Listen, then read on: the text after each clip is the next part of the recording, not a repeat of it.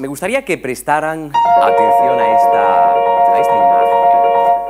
Estamos viendo lo que es probablemente el instrumento, la máquina más sofisticada del universo conocido. Es un entramado de 86.000 millones de neuronas que se interconectan entre ellas para formar una red que es maravillosamente indescriptible, pero sobre todo es única y es irrepetible por cada persona de este mundo. Ahora, cuando los científicos estudian el cerebro, lo que ven es que la energía que lo alimenta, que lo nutre, se mueve, da saltos, da brincos, va de una parte para otra de una manera un poquito extraña y un poco como si fuera... se transforma como si fuera un relámpago en una tormenta. Ahora, este fenómeno, este entramado de fenómenos que tenemos en nuestra cabeza en un determinado momento, sigue un patrón que es ordenado y desordenado al mismo tiempo. Y el orden que tiene es tan sumamente complejo que somos incapaces de describir en cada momento cómo se va a mover, cómo va a estallar la energía en un determinado momento, como somos incapaces de describir dónde y cuándo va a aparecer el próximo relámpago. Esto es lo que los físicos y los matemáticos llaman caos, y es lo que nos permite recoger todas las informaciones que tenemos a nuestro alrededor, meterlas en una especie de coctelera, batir y sacar ideas, conceptos, pero sobre todo, la cosa más importante, la capacidad de modificar el mundo en el que vivimos. Y este caos, a su vez, es lo que está a la base de lo que quizás sea la tecnología más alucinante, más bonita y sofisticada de la vida, del fenómeno vida, que es la imaginación, la fantasía.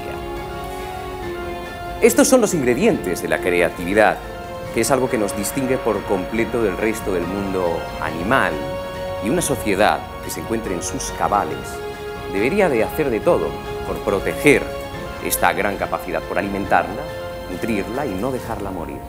Pero el ser humano tiene una gran cualidad, es que se pone límites constantemente y sobre todo por costumbre cristalizamos ciertas ideas, y estas ideas que cristalizamos en nuestra cabeza son deleterias para la imaginación y la fantasía. Son cómodas, pero deleterias. Precisamente de esto quiero hablarles hoy en esta charla, de imaginación, de fantasía, de pensamiento lateral y de cómo este pensamiento lateral es fundamental para resolver algunos problemas de la vida cotidiana y tener ideas más o menos buenas.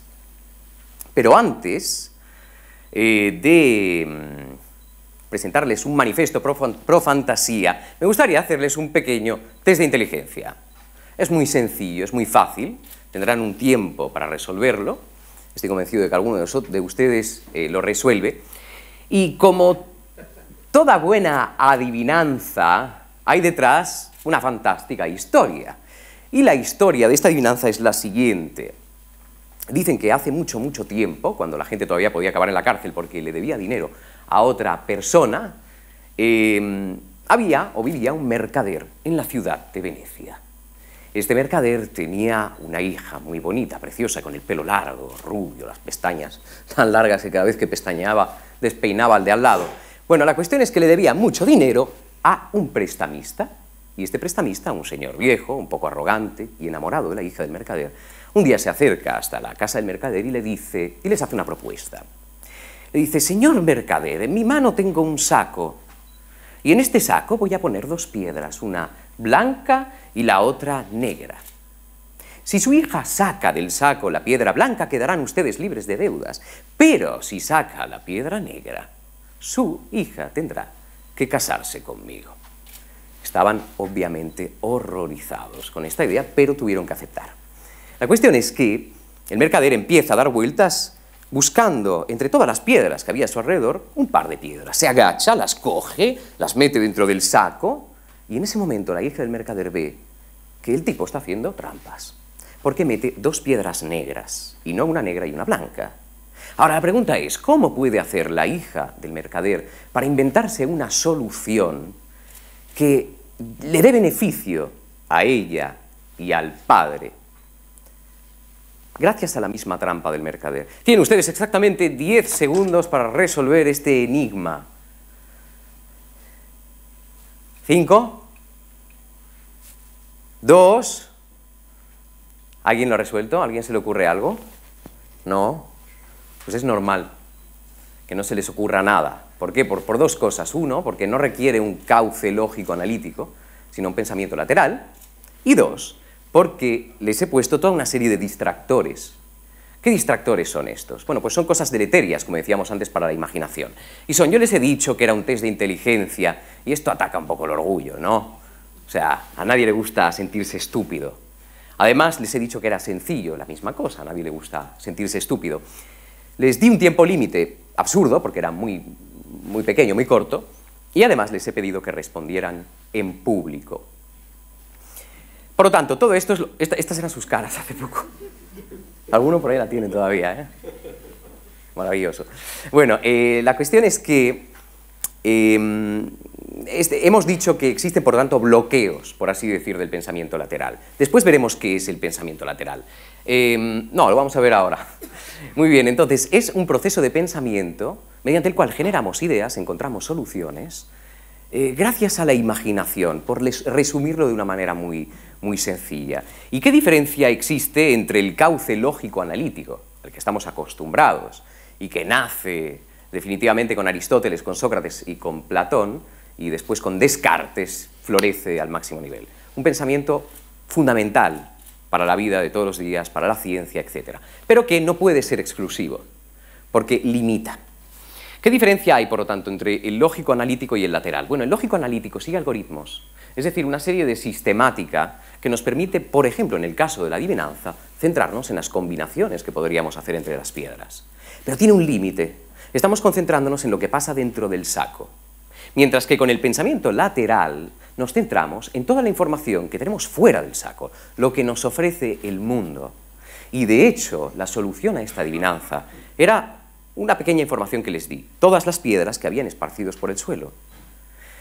De hecho, la hija del mercader lo que podría hacer es meter la mano en el saco, sacar una de las dos piedras, hacer un movimiento torpe, se le cae la piedra y dice: ¡ay, perdón!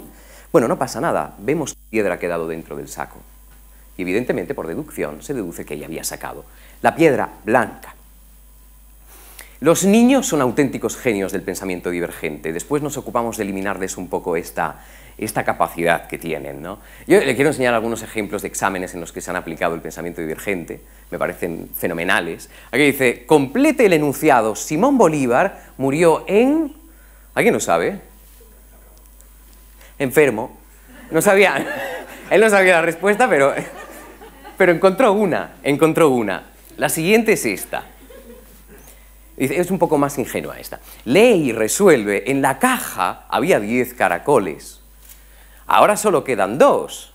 ¿Cuántos caracoles faltan? Y el niño, diligentemente, 10 menos 2 igual a 8. Pero es que la profesora insiste y le dice: solución. Y él dice: pues poner un tapón en la caja. Y es que tiene razón. Y el último que les enseño es este. Dice: si tenemos una manzana y se reparte entre 4 personas, ¿con qué se queda cada persona? Pues lógicamente con hambre.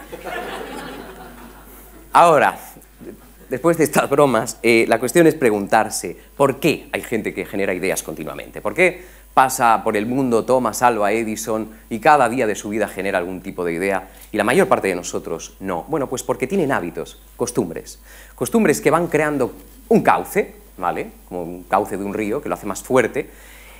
Pero hablaremos de estas costumbres después. Antes les quiero hablar un poquito de la historia de Kekulé. Parece ser que el pensamiento divergente es muy importante en los grandes descubrimientos científicos. El caso de Kekulé es el siguiente. Kekulé era un químico, estudió durante muchos años la molécula de benceno, que había sido descubierta unos 50 o 40 años antes por otro gran científico, Faraday. Ahora, Faraday sabía que esta molécula estaba compuesta por carbonio e hidrógeno. Pero lo que no sabía es cómo se conectaba cada átomo entre ellos. Pasaron decenios estudiando esto, entre ellos Kekulé, que no llegaba a la solución. Y él cuenta que una noche, después de haber dado un paseo, llega a su casa, se sienta ante la chimenea, empieza a mirar el fuego y como que se medio duerme, entra en una especie de ensueño, de alucinación hipnagógica, y ve una serpiente que se muerde la cola. esta idea, esta imagen le sugiere a Kekulé, de alguna manera, que la forma del benceno era circular. Y se despierta, dice él en su historia, concibiendo la molécula. Ahora, esto no le pasaría a cualquiera, en el sentido, no es que ahora se me ocurre a mí la molécula de benceno, evidentemente no. Pero si soy una persona que estudia durante mucho tiempo algo y no encuentro soluciones, el pensamiento divergente es ese momento en el que tenemos la iluminación y podemos realizar un gran descubrimiento o un pequeño descubrimiento. Damasio Alonso acuña esta frase, que a mí me parece muy interesante, a lo que está a la base de la fantasía. No voy a explicar lo que es, pero es que ya solo las palabras un poco lo explican y creo que lo comunica muy bien.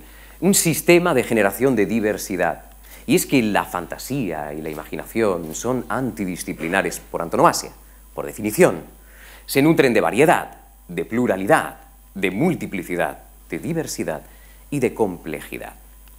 Y aquí os quería proponer un pequeño manifiesto pro fantasía para que cada uno de nosotros un poco practique estas pequeñas ideas que ayudan precisamente a mantener la imaginación viva, ¿no? Una es, absorbamos todo lo que podamos. Una de las características de Leonardo da Vinci es que se dedicaba a muchos proyectos contemporáneamente. Era un tío alucinante.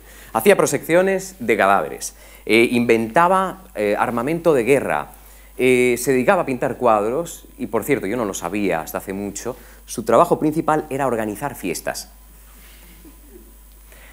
Bueno, la cuestión es que se empieza a saber que las personas que son muy creativas se dedican a muchos proyectos contemporáneamente, no solo por tendencia, es que hay más probabilidad de tener éxito en todos los proyectos. ¿Por qué? Porque cada vez que nos bloqueamos en un proyecto y pasamos a otro, adquirimos nuevos datos. Y estos nuevos datos nos ayudan a racionalizar de alguna manera el problema que teníamos antes. Por tanto, un consejo malo que podríamos dar a alguien probablemente es: céntrate en una sola cosa. Conviene centrarse en más. La segunda es: perdamos tiempo, la gran blasfemia de este siglo. A nadie le gusta perder tiempo. Pero la diferencia entre el estúpido y el inteligente probablemente sea que la persona inteligente dedica tiempo al razonamiento y también a cuidarse mentalmente. La tercera es: y perdamos este tiempo fantaseando. La fantasía es el pilates de la mente, del cerebro, o de parte del cerebro. Si nosotros no soñamos, no nos imaginamos cosas cada día, no fortalecemos ese cauce divergente. Por lo tanto, no vamos a saber aplicarlo. Lo que estamos acostumbrados a hacer es que los demás imaginen por nosotros, y por eso vemos mucha televisión, muchos programas, muchas publicidades. Deberíamos practicar la fantasía por nuestra cuenta. Huir de lo correcto y de lo incorrecto. Las personas creativas quizás son autoexigentes, pero no se obsesionan con lo incorrecto, porque lo incorrecto es lo que te permite repetir miles de veces un error, y esto te hace más humilde, para empezar. Y segundo, es lo que va conformando realmente tu capacidad de llegar a un objetivo. Y por último, no juzguemos a los demás. Hay un proverbio chino que dice que puedes arrollar o aplastar a alguien con el peso de tu lengua. Y lo que seguramente es cierto es que la primera persona a la que arrollas es a ti mismo. Cuanto más tiempo dedicamos en criticar a los demás, menos tiempo dedicamos en hacer algo que resulte de beneficio para los demás y que nos haga ser a nosotros mismos mejores personas. Gracias.